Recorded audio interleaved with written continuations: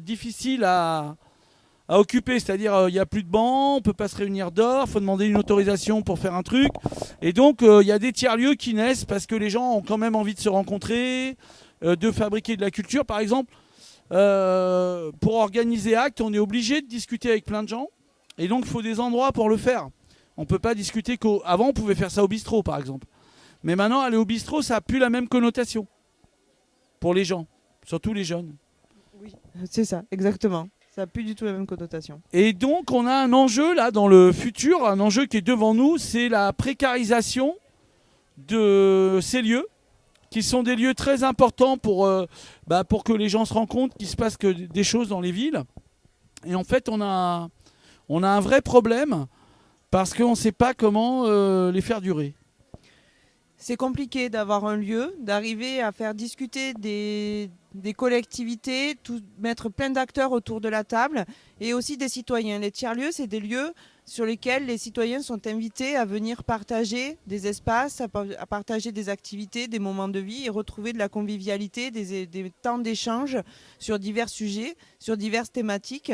Et ce sont des lieux qui sont là pour faire vivre pour faire vivre des villages, pour faire vivre des espaces, de réouvrir des espaces aussi dans certaines villes. Et ce sont des lieux qui ont toute leur importance et qui réimpulsent une dynamique économique aussi sur chaque territoire. Oui, voilà, cette dimension économique est très importante parce que en fait, on sent venir un moment où la culture, ou même le social, et tout un tas de choses ne vont plus être financées. C'est-à-dire, vous allumez une télévision et on vous dit il n'y a plus d'argent. Ça, c'est le premier truc qu'on vous dit à longueur de journée. Ou alors, si on ne vous dit pas il n'y a plus d'argent, on vous dit ah, les dettes. Ah, les dettes. Qu'est-ce qu'on a comme dettes? Et donc, en fait, si vous voulez, il y a un espèce de discours sur les comptes de la dette. C'est-à-dire, on nous raconte plein d'histoires sur la dette. On nous raconte jamais ce qu'on fait avec l'argent qu'on dépense, en fait. C'est ça le plus important. Et donc, avec Amandine, on voulait vous parler, ce qui n'est pas évident. Ah, mais t'as vu, il y a du funky en même temps que nous. Bon, c'est pas grave, moi j'adore le funky. Ok. Bon, alors on voulait vous parler de cette question de réussir à créer des liens entre des structures qui ne sont pas forcément sur les mêmes territoires, de manière à ce qu'ils puissent continuer à exister. Parce qu'on part du principe qu'en étant tous ensemble, on arrive à avoir une meilleure voix, on arrive à se faire mieux connaître et à se faire mieux entendre aussi et à faire remonter les voix aussi des citoyens, des habitants. Parce que ces lieux sont ouverts, puisqu'on crée du commun, on crée du partage, on ouvre la parole. Et on permet aussi de faire remonter tous ces temps, tous ces espaces auprès de la puissance publique également, pour leur dire « Oh, attendez, c'est bien beau ce que vous faites, mais il y a d'autres choses qui se passent, qui sont différentes, mais qui ont tout à fait leur poids. » Et on a aussi ce recueil de paroles. Alors, un exemple concret, c'est Act. C'est-à-dire que Act, on ne le fabrique pas tout seul dans notre bureau.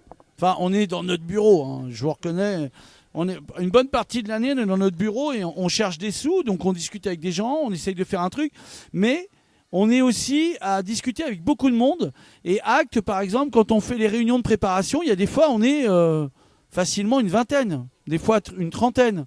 Et tout le monde n'est pas d'accord. Il y a tous les âges, il y a plein de gens qui débarquent, il y a plein de gens qui s'en vont. C'est une auberge espagnole. Mais si on ne le fait pas comme ça, ben, là, vous voyez, ça concerne plein de gens qui viennent, qui se sentent concernés. Mais c'est un travail de longue haleine. Ça ne se fait pas en 5 minutes, en fait. Voilà, parce qu'on n'a pas la force de la télévision. Pour prendre un autre exemple, c'est sur Arles. De façon informelle, plusieurs lieux ont été ouverts et se revendiquant ouverture au public, tiers-lieux, lieux collectifs, lieux d'ouverture au public, tout ça. On en a recensé une quinzaine. Et il y a 3 ans, on a décidé de tous se mettre autour de la table une fois par mois pour partager nos actualités, nos galères, voir comment est-ce qu'on pouvait s'entraider tous ensemble. Et au final, on s'est rendu compte que c'était vraiment porteur et qu'au fil de l'eau, s'agrégeait de plus en plus de monde autour de cette table d'acteurs arlésiens sur des sujets d'ouverture au public et sur des thématiques. Ça nous a permis aussi d'harmoniser nos programmations, c'est-à-dire que quand il y en a un qui faisait un dimanche, l'autre il faisait l'autre dimanche d'après, parce que du coup, si on se marche sur les pieds, c'est pas drôle non plus, parce que c'est pas non plus immense, Arles. Et on a eu l'opportunité de pouvoir répondre à un appel à projet qui représentait un budget. Alors là, on était sur une vague de 50 000 € par an. sur une année et on se les partageait à 6 lieux en disant tous les 6, on va créer des actions, on va créer de la documentation et on va montrer comment on est fort à tous les 6 et quels liens on tisse. Alors, il y a le lieu qui s'appelle Parade, en centre-ville de Arles, qui est un lieu qui est ouvert à l'entrepreneuriat, au coworking, mais aussi à la culture. Ils accueillent plein d'associations de yoga. Ils ont toute une programmation annuelle très intéressante pour dynamiser le centre-ville. On a le lieu qui s'appelle Pop, plateforme ouverte au public, qui est un lieu aussi hybride dans sa formulation, puisqu'il y a des espaces partagés et d'occupation par des artisans, par des jeunes entrepreneurs, mais toute une programmation culturelle aussi, qui permet de faire vivre et de créer du lien et de faire venir des gens dans ce lieu-là. On a petit à petit avec la cuisine, dans la cuisine à Griffeuil, qui est une cuisine partagée, collaborative, qui accueille une formation des étoiles et des femmes en faveur des femmes dans les quartiers, parce qu'ils sont implantés dans un quartier politique de la ville. Il y a l'archipel aussi et la collective, qui est un lieu ouvert et dédié aux femmes, pour qu'elles puissent avoir la parole libre, se sentir en sécurité et pour avoir plein d'ateliers aussi d'autodéfense, des psychologues, des séances de psychologues gratuites, tout ça. Et on a la Verrerie, qui est un tiers-lieu citoyen et culturel avec et un axe aussi sur la biodiversité au cœur de Arles, dans un espace ouvert et dans un jardin. En fait, c'est un lieu en extérieur. Il n'y a que des extérieurs exploitables. Et on a un lieu qui s'appelle La Fabrique, qui est un lieu dédié à l'entrepreneuriat. Et on s'est dit, mais qu'est-ce que vient faire La Fabrique là-dedans ? En fait, c'est parce qu'on crée du lien tous ensemble. La Fabrique, c'est un lieu qui accompagne les créateurs d'entreprises. Et le fait de pouvoir travailler avec des tiers-lieux, c'est de permettre l'expérimentation des activités de ces entrepreneurs-là avant qu'ils se lancent, de se sécuriser, de pouvoir tester avec les autres tiers-lieux, de pouvoir essayer de voir si le modèle économique va fonctionner, d'avoir un modèle économique différent de ce qu'on connaît. Et ces synergies-là font que sur Arles, ces 6 lieux, ça représente 14 emplois à l'année. Ça représente à peu près 800 000 euros de budget annuel, tout consolidé, tout cumulé. Et ça représente, je crois, une superficie en mètres carrés assez impressionnante aussi. Et en montrant ces chiffres-là à la l'AGLO, à la communauté de communes, on a réussi à créer de l'intérêt. Ils ont dit « Ah ouais, mais en fait, vous n'êtes pas tous des tout petits en train de demander des subventions en permanence, tout ça ?» Non, en fait, on est des lieux, on est là pour de vrai, on a créé de l'emploi quand même sur le territoire, là où il y a du chômage quand même. Ouais, il n'y a pas que l'AGLO qui nous donne des sous, on a su trouver des sous ailleurs aussi pour pouvoir vivre et regarder ce qu'on pèse. On n'est pas des petits, ce n'est pas rien. Et c'est là où on a suscité l'intérêt. C'est parce qu'on s'est regroupé à tous les 6 et qu'on mène nos actions à tous les 6. Oui, alors moi ça c'est un peu le fantasme de cette discussion. C'est-à-dire que chez Edith et Pollux, nous on fait partie d'un groupement de tiers-lieux du Gard qui est porté par le Spot, qui est un lieu à Nîmes, qui est plutôt dans les cultures urbaines. Et en fait, moi, je voulais cette conversation avec quelqu'un où je pensais qu'on serait plus nombreux. Mais en fait, on est déjà tous les deux. Et ce qui est assez étrange, c'est que le lien qui est en train de se tisser, il se fait plus avec Arles qu'avec le Gard. C'est-à-dire tous les tiers-lieux du Gard, on parle avec eux, on est copains. Hein. Mais par contre, ils ne sont pas là aujourd'hui. Et ça, c'est un peu symbolique de ce territoire, de comment il fonctionne. Alors, c'est pas une critique, c'est pas voilà, mais c'est un constat, c'est-à-dire c'est pas encore évident que les lieux travaillent ensemble à un niveau économique. Et je pense que nous, là, on est traversé depuis quelques années maintenant par des débats entre nous sur la question de comment on travaille à l'intérieur, ce qui n'est pas du tout évident, parce qu'en fait, on est toujours surchargé de travail étant donné qu'on est dans une pénurie budgétaire, et donc on travaille énormément. Et donc, ça crée des tensions entre nous.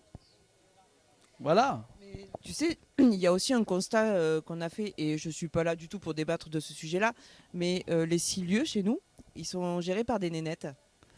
Oui, voilà. Moi j'aurais voulu que Lucie Ferlin, qui est en fait la tête, une des têtes de l'association TNT-BAT et Edith et Pollux, prenne la direction. Je lui ai déjà dit plein de fois. En fait, elle refuse pour plein de raisons.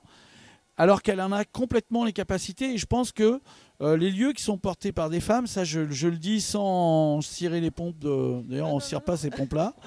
Nous, je pense que vraiment, il y a une autre manière de faire. Et en même temps, là, qu'on est en train de faire Acte, à Arles, il y a un événement qui est porté par l'archipel qui s'appelle les Bazarettes. Et les affiches qui sont là-bas derrière vous ont été collées par quelque chose, parce que pour nous, c'est un rappel par rapport aux Bazarettes. Et c'est des femmes, et en fait, on s'est rendu compte, parce qu'on voulait, et l'année dernière, on était dans les prémices des Bazarettes. Et notre idée, c'était que justement, dans le fait d'être dans la question du déplacement, il y avait changé de regard. Et donc la question de la place des femmes est vachement importante. Et à l'archipel, par exemple, il y a des espaces où il y a très peu d'hommes. Et c'est assez étrange, quand on est un homme, de se retrouver dans ces espaces. Parce qu'en fait, on se rend compte qu'il y a des hommes partout, ils parlent tout le temps. C'est pas du tout évident. Donc je suis très content que tu sois là, parce qu'en fait, il y a une espèce de parité, quoi. Donc je suis vachement content de ça.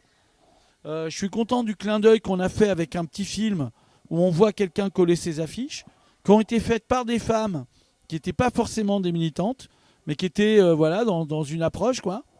Et voilà. Là où je voulais en venir, c'est que cette question du travail, de comment on travaille, comment on crée de la valeur, comment on travaille les uns avec les autres, c'est une question qui traverse les tiers-lieux. Et je pense que la fabrique, qui s'intéresse à la question de l'entreprise, en fait, c'est des lieux d'expérimentation. Nous, par exemple, là, on sait qu'il y a une doctorante à l'Université de Lyon qui veut venir travailler sur ce qu'on fait, parce qu'elle se dit que dans les types d'organisations qu'on met en place, c'est peut-être ça qui va provoquer une transition écologique. Moi, je comprends rien à ce qu'elle me raconte. Mais en tout cas, elle voit ça dans ce que nous, on fait. Nous, on a vachement de mal à dire qu'est-ce qu'on fait. Mais ça, c'est tous les lieux, hein. On est tous pareils, on est tellement des moutons à 5 pattes, on est tellement hybrides et on invente tout le temps en fait. On est tout le temps en train d'innover, d'inventer, de tirer des bouts de ficelle dans tous les sens. C'est une nouvelle façon d'aborder les espaces communs, le travailler ensemble et l'organisation des entreprises aussi. C'est des lieux qui sont totalement novateurs. Au final, enfin novateur pas spécialement, puisque comme tu le disais, les bistrots auparavant, pour moi les bistrots c'était des tiers-lieux, hein. C'était intergénérationnel, tout le monde venait se parler, tout le monde échangeait entre eux les expériences, et puis on crée comme ça. Moi à un moment donné, j'étais dans le covoiturage, j'avais créé ma petite boîte de covoiturage. Dans mon village en Lozère, le covoiturage il se passait au bar en fait. C'était le matin, on buvait un café, c'est demain je dois aller à Florac, je dois amener mes gamins, il n'y a personne qui descend parce que je dois bosser, machin. Et les covoiturages, ils se passaient comme ça, de façon informelle. Et c'était c'est hyper développé. On n'avait pas besoin d'avoir un Blablacar, un Simone. Ouais. Mais parce que c'est des lieux où on a besoin de se retrouver comme ça et de parler de façon informelle, de se dire on n'a pas besoin d'écrire en permanence qui fait quoi pour des questions d'assurance, de responsabilité, machin. Remettons de la responsabilité aussi à chacun. Et de permettre ces lieux-là. Mais c'est des lieux qui sont vraiment perçus comme trop novateurs pour le moment. Alors qu'au final, ils ne le sont pas tant que ça, parce que ça a toujours existé. Bah voilà, moi je sais pas, je crois qu'on fait de l'innovation. Déjà, on fait de l'innovation parce qu'on gère une pénurie budgétaire en permanence. Et ça, c'est quand même vachement innovant. Ah oui. Et notre génération, en fait, elle a été... on nous dit, ouais, avant, il y avait des financements et tout. En fait, nous, le moindre financement, ça déclenche des dossiers.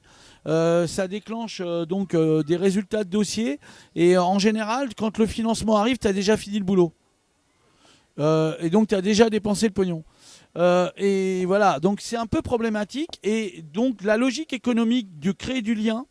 Et si on voulait en parler à un public, même si vous n'êtes pas un public ou vous êtes 200 000, ce qui est important, en fait, dans notre point de vue, c'est que le tiers-lieu, c'est un espace de citoyenneté et tout le monde peut y participer. Voilà, c'est comme disait la chanson de Nirvana, Come As You Are. C'est ça, comme as you are. Et all together, but all different. All different and all together. Voilà. Parce que bon, c'est vrai, nous, on est un peu le mariage du lapin avec de la carpe, hein, c'est clair. Hein, Et après, tu vois, sur les modèles économiques et sur les hybridations, nous, on est au niveau du consortium, on a plusieurs modèles complètement différents. Et c'est ce qui permet aussi d'avoir ce bac à sable, de tests de financement, et c'est ce qui a intéressé au niveau de l'État, parce que c'est la NCT qui nous a financé sur le consortium sur Fabrique de territoire.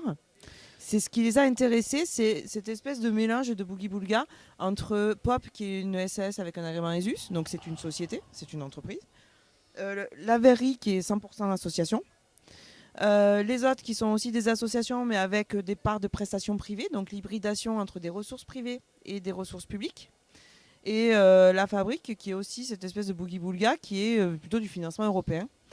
Et ils ont vraiment apprécié de regarder au niveau de l'État, c'est comment ça marche, comment vous arrivez à travailler ensemble alors que vous avez des modèles complètement différents, que vous avez des objectifs différents. Et on a su montrer ça. On a su le démontrer en disant chacun est viable dans son coin, chacun survit. Et à plusieurs, on est fort. Et à plusieurs, on arrive à montrer qui on est. Parce qu'on a été invité aussi plusieurs fois sur Paris pour parler de notre modèle, de notre organisation qui est formelle, informelle. Voilà, parce que c'est dur aussi de rendre à voir tout ce qu'on fait. C'est comment est-ce qu'on arrive à montrer nos actions communes tout en gardant notre nature.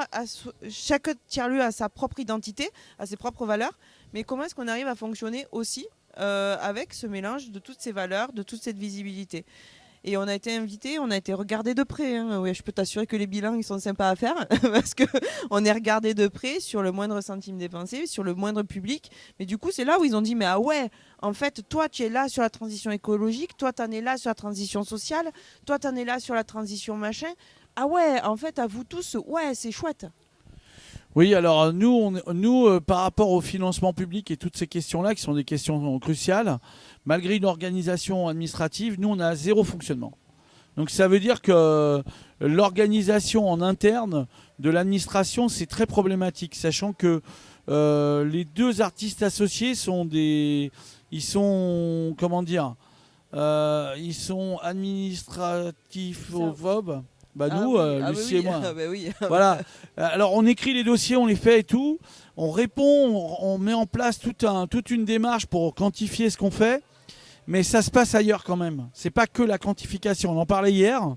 Et je pense que la démarche qu'on a, c'est aussi du lien. C'est-à-dire, par exemple, nous, on est en train de se poser la question de savoir comment maintenir le lieu à Saint-Gilles. Et ça, et vous en êtes... Et il y a des gens qui nous disent, mais ne fermez pas. Mais non, il ne faut pas fermer. Oui, mais le problème, c'est que tu vois, il y a un moment, quand tu as le financeur public qui t'appelle, qui te dit bon, on va financer 2 dossiers, ça représente, 12 000 euros. Ouais. Et après, il te rappelle, il te dit 3 mois après, il te dit ah bah non, en fait, c'est 7 340. Et l'année d'avant, il me disait je vais te filer 20 000 balles. Donc, il y a un moment, tu ne peux pas travailler comme ça, je leur explique. Et en plus, il te dit ça, il te dit oui, on vous donne de l'argent, il nous faut une comptabilité analytique, mais il ne veut pas la payer. Voilà, donc en fait on est dans une logique où en fait on a un financement public qui nous met en danger. Contrairement à nous aider, en fait ça nous précarise, et donc en fait la solution elle est dans la multitude de petites personnes qui nous aident sur des petits trucs. Ouais. Voilà. Et sur Occitanie, je suis désolée, je vais poser la question parce que j'ai déménagé PACA il y a 11 ans. Il y a combien de lieux sur Occitanie ou sur le Gard proche Nîmes? Alors, sur le Gard, si tu écoutes le spot, il y a 30 lieux. Si tu regardes le travail du spot sur la fédération des lieux, oui, voilà, salut. Alors après, moi je pense qu'il y a une fédération, mais ce que je veux dire, c'est que dans les faits, là, cette fédération, elle n'est pas active. Ouais. Et en tout cas, elle n'est pas à cet endroit-là. D'essayer de se retrouver pour essayer de poser un certain nombre de constats. Voilà. Et de comment on fait. Parce que tu sais, sur la région PACA, il y a aussi le réseau Sud Tiers-Lieux qui a permis aussi de fédérer sur toute la région Provence-Alpes-Côte d'Azur un grand nombre de tiers-lieux et de créer des groupes de travail, des groupes de réflexion sur l'animation, sur la gouvernance, sur les programmations, sur tout ce que tu veux. Après, c'est chronophage. Ça prend énormément de temps puisque c'est très novateur, donc il faut tout inventer et il faut tout écrire. Mais au final, maintenant, on voit que ça porte ses fruits. Au bout de 4 ans, le réseau Sud Tiers-Lieux porte ses fruits aussi et ses sèmes, puisqu'il y a de plus en plus de lieux qui adhèrent, il y a de plus en plus de lieux qui comprennent pourquoi est-ce que c'est nécessaire d'y être. Et c'est en train de prendre au niveau régional. C'est-à-dire que la puissance publique, le conseil régional PACA, commence à se dire « Ah, ah ouais, mais finalement, pareil. Ah, mais vous n'êtes pas des petits là, vous n'êtes pas en train de, vous êtes pas des casse-pieds finalement, parce qu'au final, qu'est-ce qu'on fait? On est tout en train de gueuler, on n'est jamais content, on est tout en train de demander de l'argent. Donc pour eux, on est ah mais vous râlez tout le temps vous, mais finalement. Ah non, vous avez du poids, vous avez construit des choses et puis vous avez construit en plus des choses intelligentes. Et Alors c'est là je où- pense que le spot, par exemple, pourrait peut-être avoir un discours comme ça. Tu vois, c'est-à-dire, je pense qu'eux, ils ont une vision de réseau qui n'est pas forcément la mienne. Parce que moi, je suis vraiment sur la question économique. Voilà. Et sur cette question économique, là, aujourd'hui, oui, le réseau pour se fédérer, pour éventuellement répondre à un appel à projet ou essayer de rationaliser les financements publics, ok. Mais sur la question de la création d'un tissu industriel, entre guillemets, ou un tissu de travail entrepreneurial, c'est pas évident. Non, parce qu'il y a trop d'ego. Il y a encore trop d'ego et le pognon pour faire vivre les structures est trop prédominant. C'est-à-dire que tu n'as plus de pognon, tu n'as plus de salariés, tu fermes. Et c'est arrivé. Mais tu sais, la première réponse que l'on a faite avec les filles, parce que bon, voilà, c'est les copines, hein, quand on s'est mis autour de la table, on s'est frité quand même. Hein. La première semaine où on avait 3 semaines pour répondre à notre appel à projet de la NCT, de l'État, la première semaine, on s'est frité. Non, mais moi je veux pas ça, toi c'est ça, toi c'est ça. Et puis désigner un chef de file. Pareil. Moi j'ai dit, ben, moi je veux bien, initiative, la fabrique, nous voilà, projet européen, nous on a les analytiques. Ouais. Vous n'avez pas besoin de payer les analytiques en comptabilité, on peut le faire. Ça a été un débat, ça a été un sujet, parce que pourquoi est-ce que la fabrique, qui est un tiers-lieu dédié à l'entrepreneuriat, donc avec un volet très fort économique, pourquoi ce serait lui le chef de file sur un consortium de tiers-lieux qui se veut citoyen et culturel et ouvert? J'ai dit, mais parce que moi aussi je suis ouverte, hein. Moi aussi c'est des citoyens, n'importe quel citoyen peut créer une entreprise, hein. Donc au final on a le même public. Et ça a été un débat, on a galéré, mais on a réussi, on l'a eu. Et puis le deuxième appel à projet sur lequel on s'est positionné, donc pour la continuité, bon, on l'a pas eu, hein, je vous rassure, on est arrivé second sur. Il y en avait un par département, on est arrivé deuxième. Ah ouais, c'est con. qui l'a récupéré? C'est la fabulerie. Ah ouais, merde. C'est des gros de Marseille. Après, nous, on fait pas le poids face à Marseille. Hein. Bah, c'est parce qu'ils mangent de l'aïoli. Voilà. Mais le deuxième appel à projet, quand on s'est positionné dessus et le budget était x3 parce que c'était sur 3 ans, ça a été fluide. Gender fluid, tu veux dire? Mais nous, quand on a travaillé dessus, les filles, le fait qu'on avait fait ce premier exercice-là, qu'on s'était mis autour de la table, qu'on s'était dit tout ce qu'on avait à se dire, en disant, mais voilà, toi c'est ça, moi j'ai besoin de ça, toi, la deuxième fois, en 15 jours, l'histoire a été pliée. Hein. Oui, je pense qu'il faut apprendre à travailler les uns avec les autres. C'est ça. Il faut apprendre à se voir et à pratiquer, quoi. Et à se dire les choses. À se dire. Mais ça, c'est un des problèmes qu'on a chez Dité Pollux. On dit des choses et en fait, il y a des gens, ils n'aiment pas trop entendre ce qu'on a à dire. Mais on le dit quand même. Mais des fois, on est un peu brutal. Mais c'est parce que, en fait, je crois que c'est difficile de trouver un espace. Et que c'est vrai que je vais dire quelque chose, mais mener un projet, c'est forcément sur le papier, c'est facile. D'ailleurs, j'aime pas le mot projet, excusez-moi. Ouais. Avoir une action, ça provoque des frictions, c'est violent. C'est violent parce qu'on est obligé de se faire violence, il faut donner du temps, il faut donner de l'énergie, il faut se lever le matin pour un truc où tu n'as pas forcément du pognon. Et en plus, tu as des critiques, tu as toujours quelqu'un qui va dire « Oh bah, pour la communication, moi j'aurais pas fait comme ça, il y aurait eu plus de monde. Hein. » Voilà, par exemple, Acte. Ça, tous les ans, on a une réunion, à la fin on me dit « Oh, la communication !» Ah bah merde.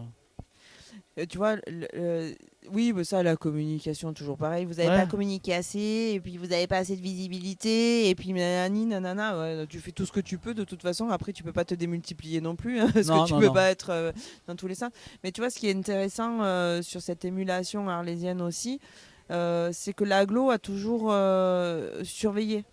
Enfin, pas surveiller, mais à toujours regarder ce qu'on faisait. C'est bien le mot surveiller parce que je pense qu'on est dans un développement économique qui est fondé sur la surveillance. C'est ça. Et tu vois, là, cette année... Donc, c'est un bon mot. Il y a 2 ans, on les a rencontrés. Non, il y a 3 ans, ils nous ont donné un petit reliquat de budget. Ils nous ont donné 1000 balles pour faire une visite apprenante. Parce qu'on fait des visites, en fait, on fait une journée porte ouverte de nos lieux avec un bus, on fait passer les gens dans toute la ville avec nos bus, on les accueille, tout ça. Chaque fois, on a 60 personnes et on a des listes d'attente. Ah, c'est classe. Et d'une année sur l'autre. Hein. Là, on va le refaire, on a déjà une liste d'attente. Donc la première année, l'agglo, on est allé les voir, ils ont dit ouais, bon, tenez, on a un reliquat de budget, on vous le donne. Ouais, super, nous on était trop contentes, on avait notre petit kiki budget qui voulait nous payer notre bus, on était trop contentes. L'année d'après, on arrive avec le bilan. Et on dit, voilà, ben là ils nous disent, ah ben non, c'est loupé, c'est pas inscrit au budget. Ah, donc ça veut dire que tu es prêt à le inscrire au budget, notre action. Ok, Ah oui, d'accord. on va revenir, pas de problème. Ouais, mais par contre, revenez suffisamment tôt parce qu'il faut nous prévenir pour qu'on l'inscrive dans les budgets, machin. Bon, évidemment, dans les lieux, on est toujours en train de courir dans tous les sens. Donc, on a eu un peu de retard quand on était présenté le bilan de la deuxième action. On y est allé à 3, on a discuté, on a présenté le budget, dit ouais, allez-y, déposez votre budget, mais je vous garantis rien. Mais tu parles, on les pratique. Moi, je savais qu'il avait mis dans son budget. Parce que sinon, ils nous auraient pas dit de déposer, on verra bien. Et là, on a eu la réponse et ils nous ont octroyé notre petit budget. Mais ça veut dire qu'en fait, à chaque fois, c'est ça, c'est la carotte. Ils te disent, non mais on va regarder ce que vous faites, mais parce qu'on n'y croit pas. Puis de fil en aiguille, c'est, ah oui, quand même, vous arrivez à faire ça. Ah ouais, quand même, vous faites ça. Sur les visites apprenantes, on a eu la moitié des effectifs de France Travail qui est venu voir nos lieux. Ah oui. Parce qu'ils se sont rendus compte qu'en fait, tous ces lieux alternatifs, c'était quand même aussi très intéressant pour que les demandeurs d'emploi puissent expérimenter aussi des formations, des cours différemment. Donc même France Travail s'en est emparé du sujet. Et là, du coup, maintenant, c'est pour ça que du coup, l'agglo dit « Ah oui, bon, c'est bon, on a un petit budget. » Je dis pas qu'on a gros, on a 2000. Hein. Oui, non, mais c'est déjà ça. C'était plus un sujet, en fait. De devoir déposer une demande et de devoir créer l'événement, c'était plus un sujet. Non, mais alors moi, sur cette question du travail, je reviens là-dessus. Je pense qu'il y a vraiment une exploration, une recherche à faire sur comment on travaille dans ces lieux. Voilà. Je pense qu'on se répète un peu. Je ne sais pas si tu as un truc à raconter pour conclure. Non, mais à moins que vous ayez des questions. Est-ce qu'il y a des questions par rapport à nos lieux, à nos fonctionnements ? Là, on vous a parlé, on est tout à fait sympa. Après, il y a aussi une réalité. Hein. Travailler dans un tiers-lieu, c'est être un couteau suisse. C'est à faire de l'accueil. Il faut avoir quand même une fibre et aimer les gens. Parce que toutes nos vocations dans nos lieux, c'est d'aider, c'est d'apporter du conseil, c'est d'apporter de la transmission, c'est d'animer. Et c'est ça qui nous motive aussi dans tous les lieux, parce que je suis aussi administratrice au niveau de la verrerie. Ça fait 5 ans que j'y suis et justement, je suis trésorière, enfin assimilée trésorière. Si on n'était pas passionné par tout ce qu'on fait, moi, ça ferait un moment que j'aurais arrêté, parce que c'est un sacré bordel. On a une gouvernance qui est complètement innovante, carrément, puisqu'on n'a pas de bureau, on n'est qu'un conseil d'administration. On a un adhérent, une voix. Donc, c'est-à-dire que tout le monde a le droit au chapitre dans notre association. Tout le monde peut participer aux réunions. Tout le monde a une voix. Donc, avant d'arriver au consensus, parce qu'en plus, on est sur consensus, c'est le bordel. Les salariés sont aussi dans un mode d'autogestion et d'autoresponsabilité. Alors des fois aussi, on touche les limites. Hein. C'est à quel moment est-ce que je me réfère au conseil d'administration pour prendre une décision ? Quel est le rôle du conseil d'administration ? Est-ce que c'est dans l'opérationnel ? Est-ce que c'est dans le stratégique ? À quel moment est-ce qu'on est là pour dire, bon, voilà, il y a un arrêt maladie, comment on gère l'arrêt maladie ? Qui le gère ? Qui est l'interlocuteur de...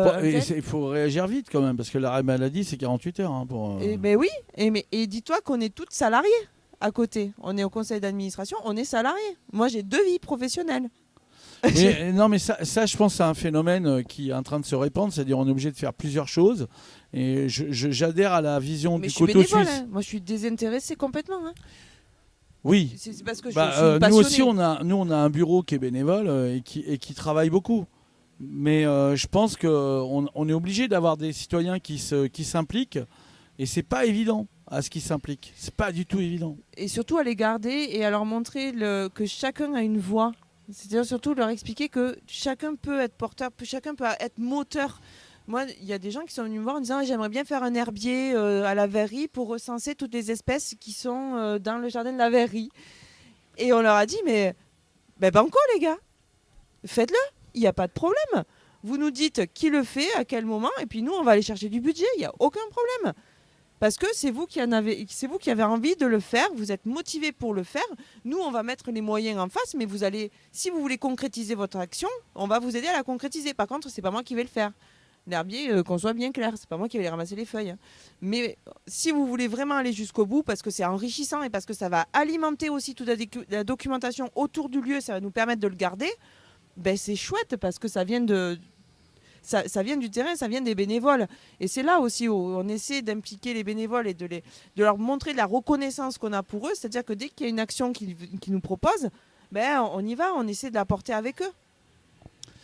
Oui, voilà. Moi, je pense que c'est pas du tout quelque chose de simple, la question de la gouvernance. Et ça rejoint en fait cette question de l'organisation de l'activité, comment elle s'organise. Bon, je pense que là, on a saoulé tout le monde. Ouais, c'est bon. Non ? Je pense que Vous avez une question ? Ah bah venez poser la question, comme ça on vous voit à la caméra, ça nous fera un souvenir. Ah, il y a une caméra exprès. Mettez-vous devant la caméra exprès. Je vais me mettre là. Ouais. Alors, j'avais une question, et c'est une question, ça peut être soit vis-à-vis d'un a priori, soit une réelle difficulté que vous pouvez avoir.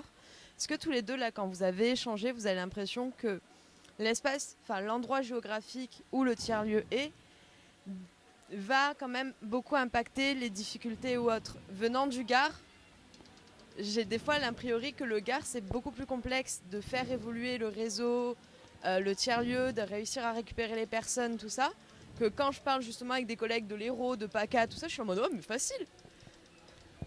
Pas facile, mais pour vous deux, quand vous échangez finalement, est-ce que... Alors, tu sais, moi, je viens d'Occitanie. Ouais. Je suis originaire d'Occitanie, de la Lozère. Donc, d'un milieu ultra rural. Où pour moi, toutes ces questions de rencontres, de convivialité, de lieux sociaux, pour moi, c'est inné, c'est naturel. Parce qu'en Lozère, moi, je viens de Patin, on est 120. Donc, si tu veux... Ah, ben cool, parfait. J'ai fait toutes mes études à Nîmes, j'ai vécu pendant 15 ans à Nîmes, donc j'avais cette culture de l'Occitanie et cette vision d'Occitanie. Quand j'ai basculé sur Arles, j'ai basculé dans un autre monde. J'ai traversé le Rhône, c'est la frontière, le Rhône. Du côté Bouches-du-Rhône, on a l'impression qu'en Occitanie, c'est vachement plus avancé que chez nous. C'est exactement l'inverse de ce que tu viens de dire. Mais au final, je me rends compte que chacun avance en fait, au final à sa vitesse. Chacun fait comme il peut avec les moyens qu'on lui donne et chaque réseau se fédère avec les envies qu'il y a aussi. La région PACA, au niveau des financements pour les tiers-lieux, est très en retard. Et sur le sujet des tiers-lieux, est très très très en retard par rapport à Occitanie. Où Occitanie, ils ont débloqué des budgets, ils ont mis en place du foncier aussi pour que les tiers-lieux puissent aller dans des lieux beaucoup plus, il y a très très longtemps, enfin il y a plus d'une dizaine d'années, voire une quinzaine d'années, par rapport à PACA. Sauf que l'émulation en PACA et le fait que tout le monde a envie de faire tiers-lieu ensemble, c'est motivé depuis 5 ans en fait. Depuis 5 ans, il y a vraiment ce réseau qui s'est fédéré et qui porte la voix et qui du coup maintenant au niveau politique, on a rattrapé notre retard sur Occitanie et qui du coup maintenant peut-être Occitanie, il y a moins de fonds aussi, tu as l'impression que c'est beaucoup plus disparate. Je ne sais pas si j'ai répondu à ta question. Si.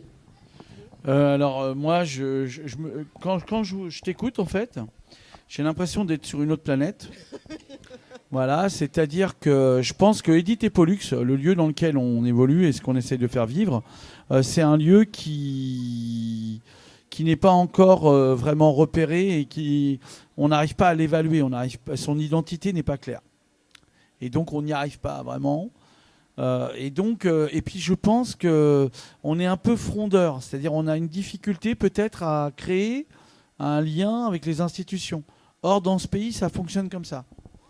Et c'est pour ça que nous on est toujours un peu le cul entre deux chaises. On se dit tiens on va aller chercher de l'argent public, mais on aimerait bien aussi trouver un modèle économique qui soit disparate, c'est-à-dire plutôt que d'avoir 1, 2, 3, 4, 10 financeurs dans l'année peut-être, et on fait 50 dossiers pour les trouver, parce que c'est ça la réalité de notre lieu, c'est 50 dossiers pour 10 financements.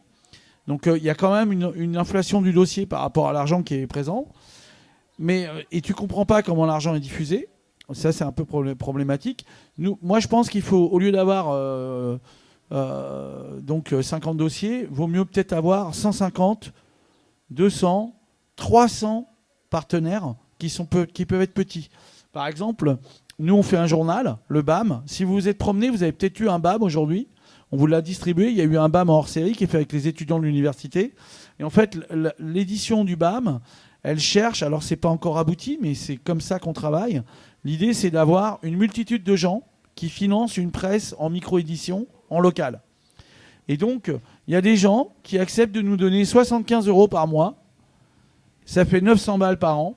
Mais dans un budget, alors il n'y en a pas beaucoup, il y en a 4 aujourd'hui. Mais après, il y a des gens qui nous donnent 1 € par mois. Ils nous donnent 12 € par an. Et ça nous permet de sortir le BAM toute l'année. Et en papier. Et on se pose des questions, parce qu'en fait, la question de la presse sur Internet, par exemple, c'est une vraie question pour nous. C'est-à-dire, nous, on est en train de dire à tout le monde, d'ailleurs, je vous le dis tous, là, je vous le dis même si vous n'êtes pas très nombreux, nous, on se dit, on va partir de Instagram, on va partir de Facebook, parce que, en fait, la manière dont ça fonctionne, on s'y est reconnu à un moment, mais là, c'est devenu des endroits qui sont toxiques, qui sont des mauvais endroits. On parle même plus de Twitter, c'est devenu n'importe quoi. Voilà, il y a d'autres espaces numériques qui sont en train de se créer, qui fonctionnent différemment, mais la réalité, c'est que si on veut pouvoir à la fois être citoyen et diffuser quelque chose, on est obligé de faire foule, multitude. Et c'est pour ça qu'on parle. Et donc le modèle économique, sans rentrer dans une logique forcément de commerce de détail. Je sais pas si vous comprenez ce que j'essaye de vous faire passer comme idée, quoi. Tu sais, mon rêve. Vas-y, tu vas faire Martin Luther King, méfie-toi, dans 2 minutes, tu vas nous dire. Non, mais tu sais, My dream. sur la gestion des modèles économiques, ce qui serait vraiment dans l'avenir idéal, c'est qu'il y ait aussi une reconnaissance des compétences. Et ça, c'est en train d'arriver, puisqu'il y a des modèles de gestion, des modèles comptables, de gestion comptable qui existent et qui sont en train d'être étudiés, sur lesquels il y a toute cette matière grise qu'on met et qui est invalorisable dans des budgets financiers, qui sont en train d'être réfléchis de comment est-ce qu'on valorise cette matière grise au sein des structures. Parce qu'au final, quand on te dit, tu vas chercher une action, tu vas chercher un projet, tu valorises quoi ? Tu valorises du nombre de visiteurs, tu valorises du nombre de publications sur Instagram et sur Facebook, tu valorises le nombre d'entrées que tu fais ou tout ça, machin, mais tu ne peux pas valoriser le temps que tu passes à construire le projet, à l'écrire, tous les cerveaux que tu mets dedans. Et, moi, j'en mets. Hein. Ben oui, et justement, il y a ces modèles-là, et France Active pourra en parler parce qu'ils sont moteurs là-dessus. Moi, je les connais pas. Ils peuvent venir me parler. Moi, je leur raconte des trucs. Mais ce sont des structures qui sont en train de réfléchir pour intégrer dans la comptabilité une partie de matière grise. Alors, ça s'appelle les compétences. Comment est-ce qu'on fait du mécénat de compétences et comment est-ce qu'on le transpose ? Nous, à la verrerie, on est en train d'essayer de le mettre en place. C'est-à-dire qu'à chaque fois qu'on travaille avec un prestataire de service, par exemple pour la com, admettons, il y en a pour 300 €. Ben, ce qu'on fait, c'est qu'on deal, c'est qu'on paye 150 € et on valorise 150 € de mécénat de compétences. Et la personne aussi en face de nous valorise 150 € de mécénat de compétences dans ses budgets.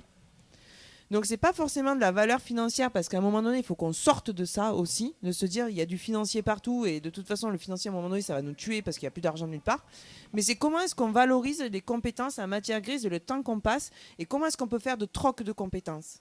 Parce qu'à un moment donné, c'est ça aussi qu'on fait dans la mutualisation des lieux et dans la mutualisation de nos programmations et de nos façons de travailler ensemble.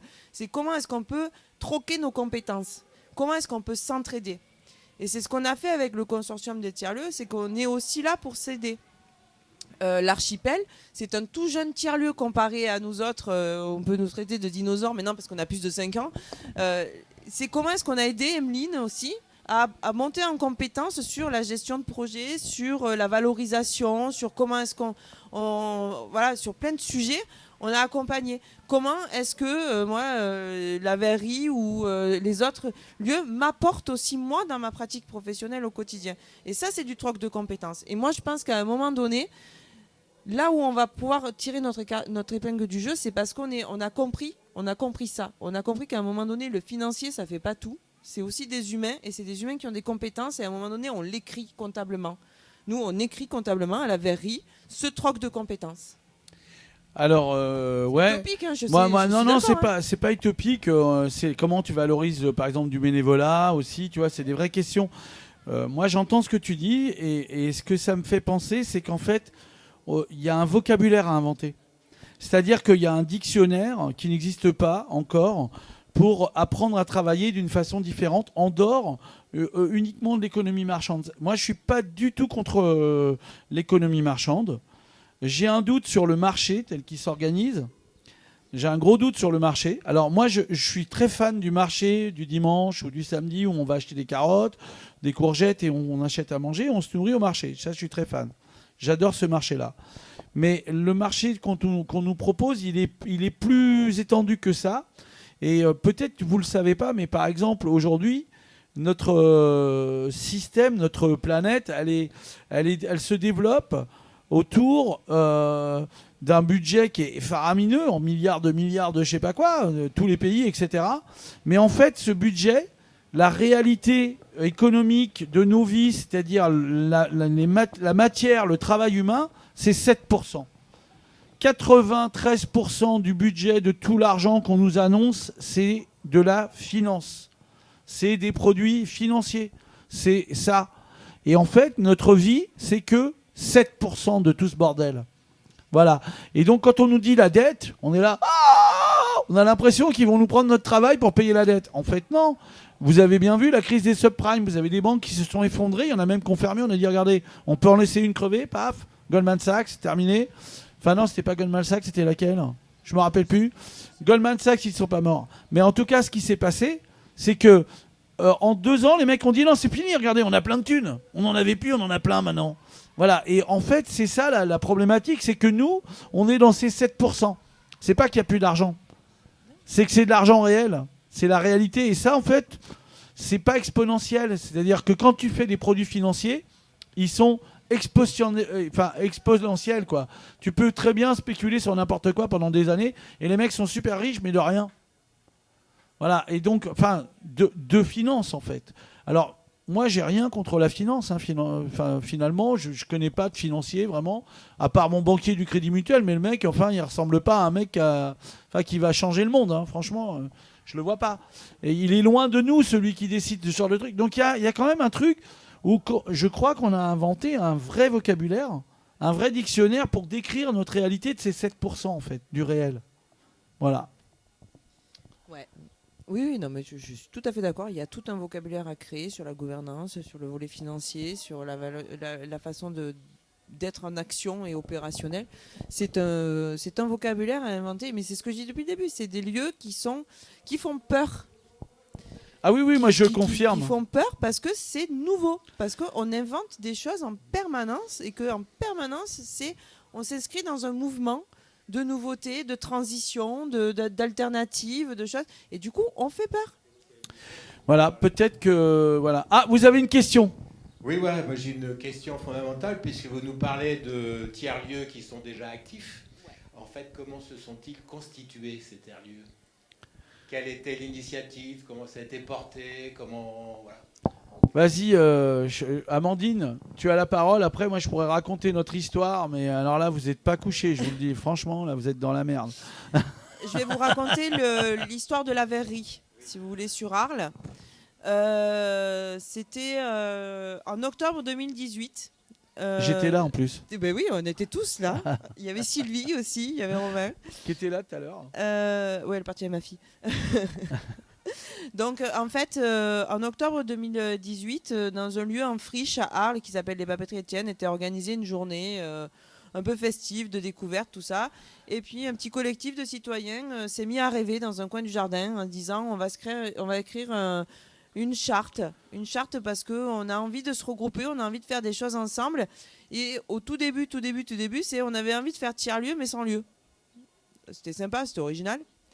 Et de là, s'est mis en ordre de route ce petit collectif qui a écrit sa charte, qui s'est mis en recherche d'avoir un lieu quand même, parce que bon, il faut quand même un endroit où poser ses fesses. Et tout s'est construit comme ça. En janvier 2019, il y a eu une agora, un forum, où toute la population était invitée. Et on a dit, bon, bah, ça y est, on va constituer une association parce qu'on est tous motivés, on a tous envie de faire tiers-lieu, on sait ce qu'on veut faire, on se met pas de cadre et on y va. Et puis ils ont dit, ben, on a besoin quand même, comme c'est une association, d'avoir un peu des gens dans une gouvernance. Moi, j'y suis arrivée comme ça, en me disant, ouais, chouette, c'est mes copains, mes copines, j'aime bien l'émulation qu'il y a, tout ça. Puis j'ai dit, bon, allez, si vous voulez vous galérer pour trouver des gens pour votre gouvernance, c'est bon, je me mets prête-nom pour le conseil d'administration. Mais vraiment, je suis arrivée la fleur au fusil en me disant, je me mets prête-nom. Puis en fait, on m'a fait comprendre, mais tu ne seras pas prête-nom, en fait, tu seras partie prenante et tu seras engagée dans le tiers-lieu. Et tu t'es pas barré? Non, j'y suis encore depuis 5 ans. Non, depuis 6 ans maintenant. Et en fait, ce qu'on a fait, c'est qu'on est allé présenter le projet à la mairie parce qu'on avait identifié un lieu qui était en friche aussi, qui s'appelle La Verrie. C'est un ancien lieu d'industrie où ils construisaient du verre, mais c'est aussi un lieu patrimonial parce qu'il y a eu des fouilles archéologiques dans le jardin. C'est méga contraint parce qu'on ne peut pas creuser dans le sol à plus de 40 cm dans le sol. Les bâtiments, il n'y a pas d'argent pour les rénover. C'était un lieu, il était tout pourri et la ville, ils ne savaient pas quoi en faire. C'était l'ancienne municipalité. Et ils nous ont dit, ok, si vous voulez l'exploiter, faire des trucs dehors pour les citoyens, pour les enfants, pour les gens, allez-y, on vous met une convention à disposition et vous exploitez l'extérieur. On a dit, ok, et on a construit notre programmation de fil en aiguille comme ça. Et on a commencé, on était un petit groupe à réfléchir, à se poser des questions, à inventer un nouveau monde. Et aujourd'hui, on est toujours là. On n'invente pas le monde, mais on invente le nôtre. Et on invente nos actions. Et chaque année, on se bat avec la ville pour renouveler notre convention. Parce que là où on nous a dit, allez-y, amusez-vous, on vous le laisse, parce que de toute façon, nous, on ne peut rien en faire. Étant donné que nous, on en a fait quelque chose, qu'on l'a exploité, et que maintenant, c'est reconnu et re-reconnu, vraiment par le public, par les citoyens, par les gens du quartier, par les mamans du quartier aussi qui viennent, par plein de gens. Maintenant, la ville, à chaque fois, ils disent « Ah, faut renouveler non, mais là, c'est pas aux normes. » Ouais, mais ça, c'est pas aux normes, c'est pas notre problème, en fait. C'est pas nous qui exploitants, c'est vous, propriétaires, c'est à votre problème. Donc, nous, on fait pointer les problèmes, on dit aux propriétaires, voilà, ça, c'est là, il y a des soucis, c'est à vous, c'est pas à nous. Parce qu'en fait, ils se rendent compte que là où eux ne s'étaient pas intéressés à un lieu à potentiel, nous, on en a fait quelque chose de potentiel. Et maintenant, ils se disent « Ah, mais merde, on a peut-être loupé un coche. » C'est une survie. Moi, je ne désespère pas qu'un jour, on ait un bail amphithéolytique pour exploiter les extérieurs. Hein. Ça, c'est pareil, j'aime bien. Moi, je rêve beaucoup. Mais voilà, ça s'est construit. Et chaque année, on est en train de reconstruire et de continuer comme ça. Ça n'a pas été facile, mais on est fiers de ce qu'on a fait. Alors, pour vous répondre, par rapport à nous, on est une autre expérience. En fait, nous, on était dans une galerie collective à Arles qui s'appelait le collectif E3. Et on était, on était 3. Voilà. Donc il y avait Thibaut Franc, il y avait Rémi Saboureau, et il y avait nous, Tein Tebat. Et donc Tein Tebat, pendant des années, ça a été un collectif artistique qui envoyait des newsletters sur... donc on faisait des mails en fait. Pendant des années, on a fait des mails et on racontait des trucs aux gens. Voilà. Et puis à un moment, vers 2007, ça a périclité parce qu'on ne pouvait plus envoyer des mails, parce que les mecs disaient « tu fais des spams ». Avant, vous avez des mails. Après, on a fait des spams. Ça venait pas de chez nous, ce truc-là. Donc, quand on envoyait des mails, malgré qu'on avait des abonnés, on faisait des spams. Donc, c'était un peu embêtant. Et en 2005, on s'est transformé en association. Voilà. Donc, c'est un vieux collectif qui existe depuis 1998. Donc, au départ, c'est des affinités sur des questions de production de forme. Voilà, parce que on s'est toujours posé la question de dire... Voilà, si on veut changer les choses, il faut peut-être avoir des formes. Ça a été notre truc pendant super longtemps. Et les gens qui ont suivi notre démarche, à un moment, on a travaillé beaucoup sur la question de l'erreur. Et on se disait, voilà, on n'apprend jamais mieux que quand on se trompe. Et quand on ne réussit pas, c'est peut-être mieux. Et donc, on a fait partie d'un courant esthétique qui s'appelait le glitch. D'ailleurs, vous en verrez ce soir, je vais en faire encore. Je suis toujours dans ces trucs-là. Et donc, quand ça marche pas, c'est là où c'est intéressant. C'est peut-être là où il y a le plus de liberté, en fait. Et donc, voilà. Et la liberté, c'est quelque chose qui s'apprend. Et donc, c'est comme ça qu'on fonctionne. C'est pas facile de bosser avec nous, parce que des fois, nous, on va faire des trucs qui vont aller à l'encontre des conventions. Parce qu'on est libre, donc on n'est pas conventionné. Voilà. Non, mais c'est vachement... Ouais, mais c'est important de le dire. Et donc, en fait, nous, comme on lutte contre l'adversité financière, organisationnelle, nos angoisses, nos machins, en fait, en 2010, on a commencé à faire un événement autour des arts numériques. On était très fans de ça. Ça a parlé à pas mal de gens. C'était un événement international. On a eu de la presse à New York. On a eu une pleine page dans le monde. Il s'est passé plein de trucs. Même nous, on ne savait pas ce qui se passait. Et à un moment, on a eu des émissions sur France Inter. Enfin, c'était sérieux, quoi. En 2019, ça s'est arrêté. Et en 2016... on a acheté une maison à Saint-Gilles en disant ça va être notre atelier. C'est-à-dire, nous, on avait besoin d'un atelier parce que nous, on crée des formes. Vous avez vu, je fais le lien. Pour faire des formes, il faut un endroit, donc il faut un atelier.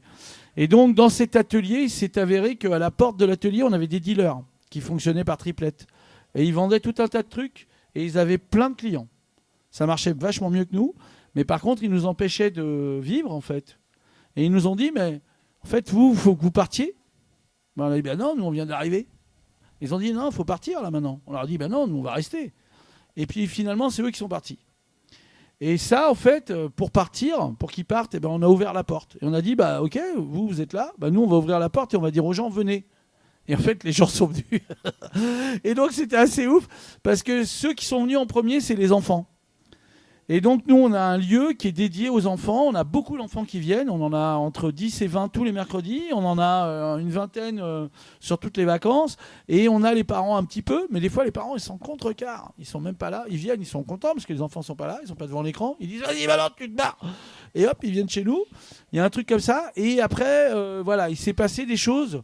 Et le lieu, il a fonctionné d'abord sur les enfants. Et je pense qu'une de nos forces, c'est qu'on est capable de parler aux enfants, aux ados, et de faire des trucs avec eux. Et ça, on n'arrive pas... Enfin, je veux dire, les institutions sont un peu emmerdées, ne savent pas comment nous prendre. Voilà. Et donc, je pense que nous, on est un endroit, justement, où on apprend à être libre, ensemble. C'est vraiment important de le dire. Et c'est comme ça que c'est né, en fait. C'est parce qu'on avait envie de transmettre un besoin de liberté, hein, tout simplement. Et ce qui n'est pas du tout évident. Hein. Mais tu sais que ça me fait penser... Tu as le même positionnement que nous sur la verrerie. Moi, je dis souvent, sur la verrerie, on est une passerelle. On est une passerelle entre l'ancien monde et le nouveau monde. Et en fait, Édité Pollux, c'est pareil. Vous êtes une passerelle entre les archétypes et ce qu'on est éduqué en permanence sur les conventions. Et vous êtes une passerelle vers la liberté. Bah, je pense qu'on peut conclure là-dessus. Hein. Tu as tout déchiré. Hein. Bon, voilà, on pensait que ça serait chiant. J'espère que ça vous a plu. Hein. Voilà. Vous n'avez pas de questions ? Il n'y a plus de questions ? Il n'y a plus de questions ? Non. Mais merci beaucoup. Merci de nous avoir écoutés. Bon, ce soir, il y a Didier Super, hein, là-bas sur la grande scène. Et il y a Radio Revox qui va aussi émettre en direct. Et il y aura de la musique et tout un tas de DJ. 12. Ça dure jusqu'à 2h du mat. Vous allez boire de la bière, moi, je vous le dis.